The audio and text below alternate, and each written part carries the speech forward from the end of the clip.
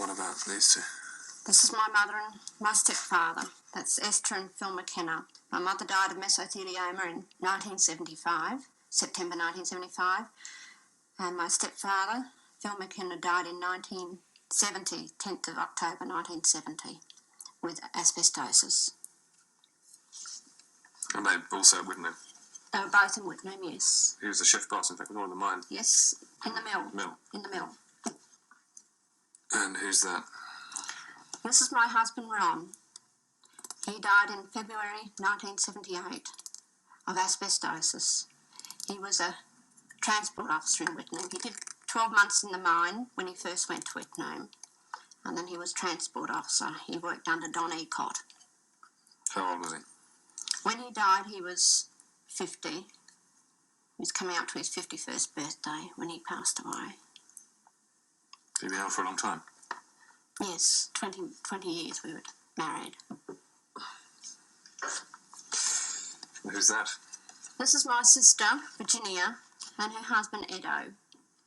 Eddie died in 1979 of asbestosis and cancer. He was in Wittenoom too. He worked in the mill. It's quite a harvest, isn't it, really?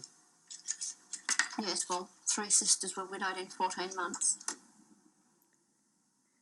Valerie Doyle grew up in Wittenoom and raised her family there, but she had gone there when just a child herself. For 10 years or more, she and her brother, mother, stepfather, sisters and in-laws lived in Wittenoom, with most of them working in the mine or at the mill. For 10 years, they breathed the asbestos dust that has killed so many of them, and not once, it seems, were they warned of any dangers. The first thing to say is that mesothelioma was not linked to asbestos till 1960. So till then, no one could have foreseen that people exposed to asbestos would die from that disease. But the health dangers of asbestos were known about. In 1955, in a famous study published in the British Journal of Industrial Medicine, asbestos had been definitively linked to lung cancer, and indeed evidence for the link had been widely accepted by doctors in the late 1940s. And as for asbestosis, that had been known about since before 1900, with the first deaths in British factories weaving asbestos reported in 1907. As early as 1918, American insurers were reportedly refusing cover to asbestos manufacturers because of the health risks. And in 1930, a British government report documented at great length the seriousness of the disease and how to prevent it. So by the 1950s, the victims are saying in court, the dangers of asbestosis, at least, should have been well known, certainly among the medical profession. The facts about asbestosis, the relationship, the hazardous nature of the asbestos particle had been well known in the literature, the general literature, since the mid-1920s, and I think would have been known by any competent physician.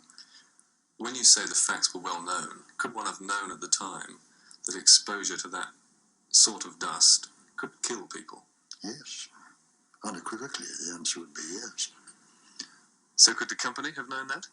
If they had proper advisors, they should have known, because the British, the American, the South African literature, wherever asbestos was being mined or manufactured, those English-speaking countries, there was an abundance of literature which made it quite clear that the asbestos particle was injurious to lung tissue and would produce asbestosis, and a proportion of people with asbestosis would ultimately die.